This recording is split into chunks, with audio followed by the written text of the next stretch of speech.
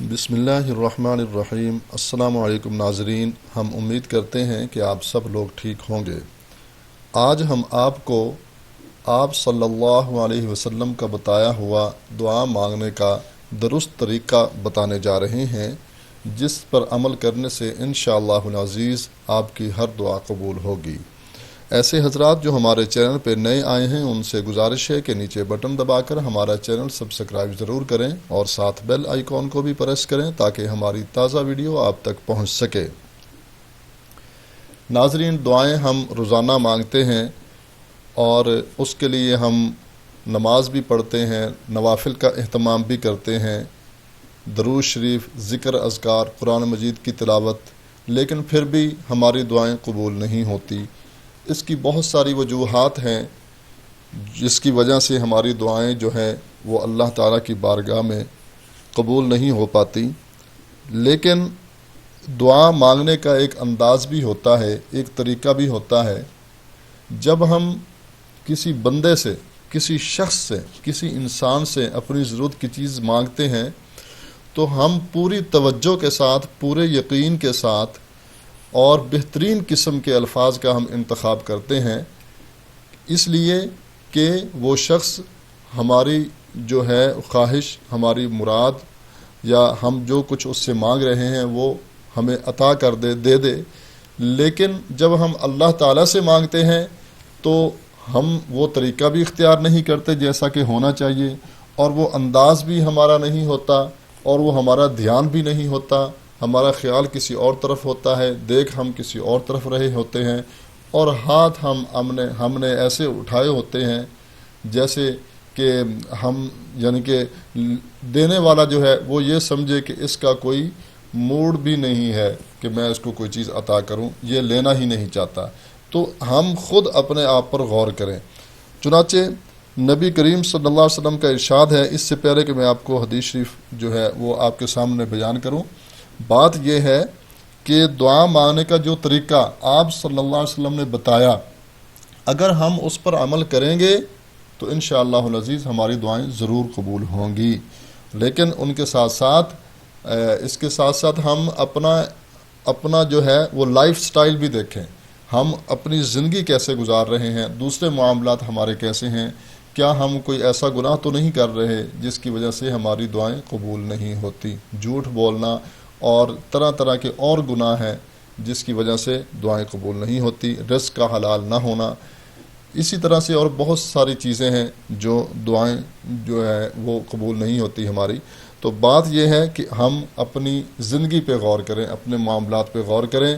تو میں آپ کو حدیث شریف سناتا ہوں، آپ صلی اللہ علیہ وسلم نے کیا ارشاد فرمایا۔ آپ صلی اللہ علیہ وسلم کا ارشاد گرامی ہے کہ جب کسی شخص کو خدا یا کسی انسان سے ضرورت اور حاجت پوری کرنے کا معاملہ درپیش آئے تو اس کو چاہیے کہ پہلے وضو کر کے 2 رکعت نماز پڑھے اور پھر خدا کی حمد و ثنا کرے اور نبی کریم صلی اللہ علیہ وسلم پر درود و سلام بھیجے، اس کے بعد خدا کی بارگاہ میں اپنی ضرورت کو بیان کرے۔ تو ناظرین دیکھیں، اس حدیث شریف میں آپ صلی اللہ علیہ وسلم کا ارشاد گرامی ہے کہ اللہ سے کوئی حاجت آپ نے اپنی پوری کروانی ہے یا کسی انسان سے، تو پہلے اللہ سے رابطہ کریں۔ انسان کے پاس آپ نے جانا ہے کسی کام کی غرض سے، لیکن اس سے پہلے آپ اللہ سے رابطہ کریں، پھر آپ جو ہے وہ انسان کے پاس جائیں، اللہ سے پہلے دعا کر کے جائیں کہ یا اللہ میں فلاں کام کے سلسلے میں جا رہا ہوں تو فلاں انسان کے پاس، تو اس کے دل میں ڈال دے وہ میرا یہ کام کر دے، تو انشاءاللہ اللہ تعالیٰ آپ کی مدد فرمائیں گے۔ تو اس کے بعد آپ صلی اللہ علیہ وسلم یہ گواہی پیش کر رہے ہیں ایک طرح کی کہ بندے کی جو دعا خدا کی حمد و ثنا اور نبی کریم صلی اللہ علیہ وسلم پر درود و سلام کے ساتھ پہنچتی ہے وہ شرف قبولیت پاتی ہے۔ یہ کتنی بڑی گواہی ہے آپ صلی اللہ علیہ وسلم کی۔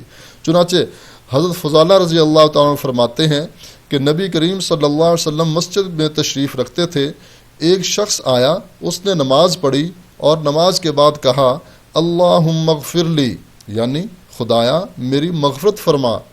تو آپ صلی اللہ علیہ وسلم نے یہ سن کر ان سے کہا تم نے مانگنے میں جلد بازی سے کام لیا، جب نماز پڑھ کر بیٹھو تو پہلے خدا کی حمد و ثنا کرو، پھر درود شریف پڑھو، پھر دعا مانگو۔ آپ صلی اللہ علیہ وسلم یہ فرما ہی رہے تھے کہ دوسرا آدمی آیا اور اس نے نماز پڑھ کر خدا کی حمد و ثنا بیان کی، درود شریف پڑھا۔ نبی کریم صلی اللہ علیہ وسلم نے فرمایا اب دعا مانگو، دعا قبول ہوگی۔ تو ناظرین، یہ دیکھو کتنی بڑی گواہی ہے آپ صلی اللہ علیہ وسلم کی۔ آپ صلی اللہ علیہ وسلم نے طریقہ بتا دیا کہ پہلے اللہ تعالیٰ کی حمد و ثنا بیان کریں، اس کے بعد آپ صلی اللہ علیہ وسلم پر درود و سلام بھیجیں، پھر آپ دعا کریں۔ انشاءاللہ العزیز ضرور آپ کی دعا قبول ہوگی۔